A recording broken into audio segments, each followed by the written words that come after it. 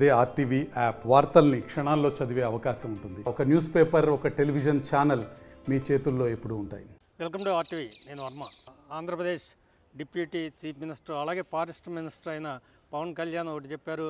7 ఆకుల పాల చెట్లు ఎక్కడుందో తొలగించండి అని ఆ పర్యాటక అటవీ శాఖకు సంబంధించిన రివ్యూలో ఆయన ప్రత్యేకంగా అధికారులని ఆదేశించారు. ఇదే విధంగా ఆయన వెళ్తున్న ఆ టైంలో ఆ 7 ఆకుల పాల చెట్లను చూసి నా ఫామ్ హౌస్లో కూడా ఇవి ఉండే వాటిని తొలగించాము, కాకినాడలో ఏముంటే కనుక అవి ఇమీడియట్గా తొలగించమని చెప్తుంటేనే జిల్లా కలెక్టర్ ఆ జిల్లాలో ఉన్న కాకినాడ జిల్లాలో ఉన్న 4412 చెట్లు పైగా ఉన్న చెట్లను తొలగించమని జిల్లా కలెక్టర్ ఇటీవల ఆదేశాలు కూడా జారీ చేశారు. ఈ నేపథ్యంలో అటు తెలంగాణ ఇటు ఆంధ్రప్రదేశ్ 2 తెలుగు రాష్ట్రాలను కూడా ఈ 7 ఆకుల పాల చెట్లు ఎక్కడుంటే అక్కడ తొలగించాలా అన్న చర్చ మొదలైంది.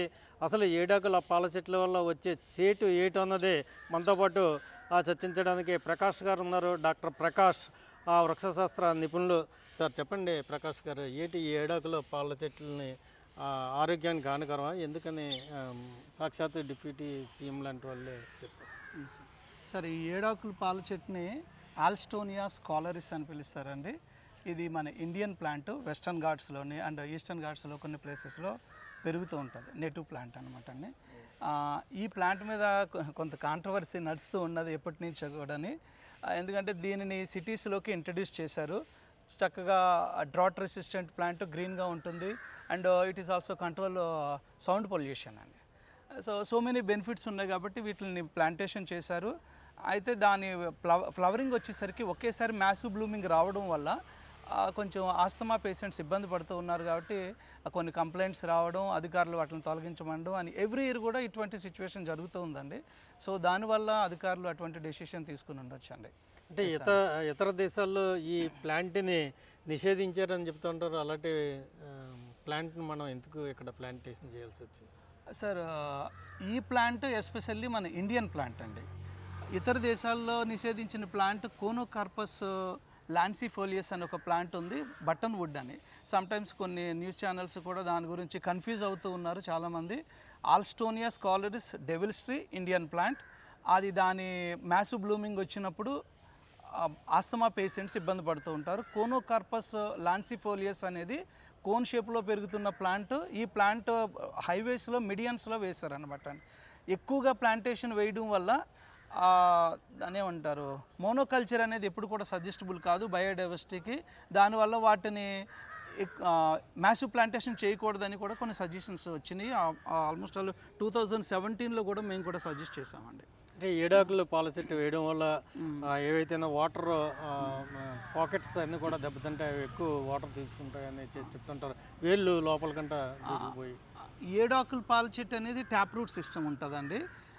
అది డ్రాట్ రెసిస్టెంట్ ప్లాంట్. ఆ ప్లాంట్ మిల్కీ లేటెక్స్ వస్తుందండి దాన్ని కట్ చేస్తేనే. ఒక్కొక్క నోటి దగ్గర 7 లీవ్స్ ఉంటాయి కాబట్టి 7 ఆకులు, అండ్ కట్ చేస్తే పాలు వస్తాయి కాబట్టి పాల చెట్టు అని పిలుస్తూ ఉంటారు. వాటికి మనం ఎక్కువ వాటర్ పోయకపోయినా కానీ అవి బాగా మెయింటైన్ అవుతూ ఉంటాయి. అండ్ పశువులు వాటిని తినవండి. అండ్ గ్రీన్గా ఉండి చాలా బ్యూటిఫుల్గా ఉంటుంది కాబట్టి విగరస్ గ్రోత్ వస్తూ ఉంటుంది కాబట్టి వాటిని ఇంట్రడ్యూస్ చేశారు. But problem with only flowering. And సిటీస్లో అండ్ మన ఇంటికి దగ్గరగా ఆ ప్లాంట్ సజెస్టబుల్ కాదు. అండ్ ఎఫారెస్టేస్ ప్రోగ్రాంలో అండ్ ఫారెస్ట్ని మనం డెవలప్ చేయాలనుకున్నప్పుడు వేస్ట్ ల్యాండ్స్లో ఆ ప్లాంట్ని గ్రో చేసి మనం ఈజీగా ఫారెస్ట్ని డెవలప్ చేసుకోవచ్చు అండి.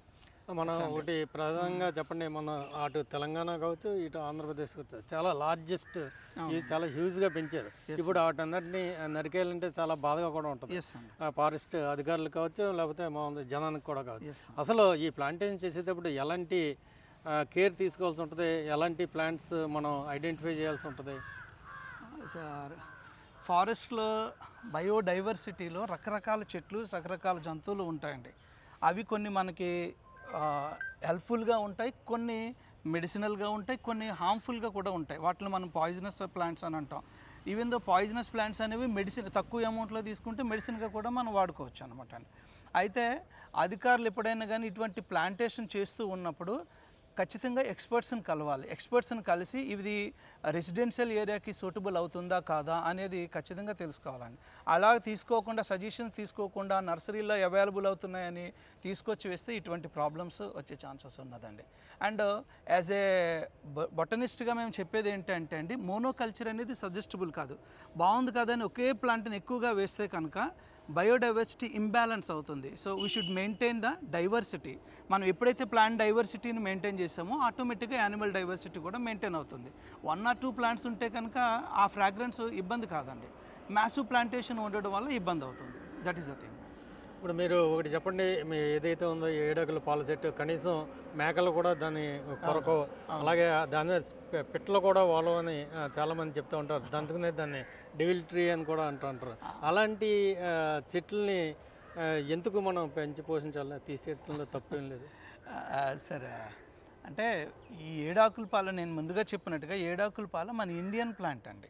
సో దానివల్ల నేటివ్ ప్లాంట్ అనే ఉద్దేశంతో తీసుకొచ్చారు.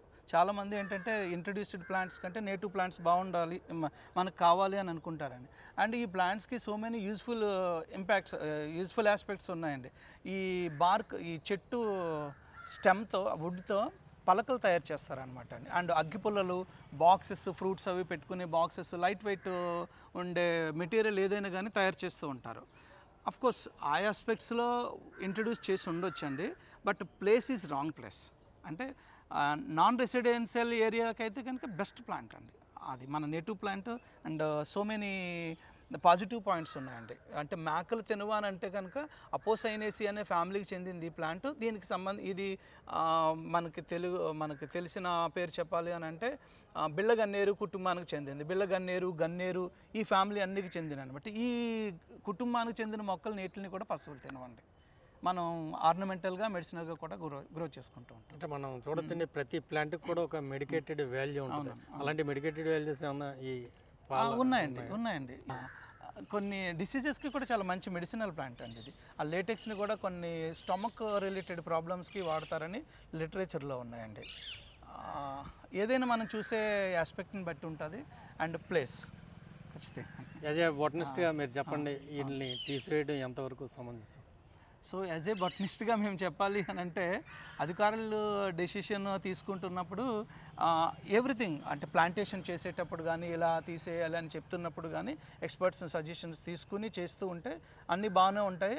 అండ్ యాజ్ ఏ బొటనిస్ట్గా మేము చెప్పేది ఏంటి అని అంటే, మనం మ్యాంగోస్ వస్తున్నప్పుడు మ్యాంగోస్ కట్ చేసుకుంటున్నాం, చెట్టును అలాగే ఉంచేస్తున్నాం.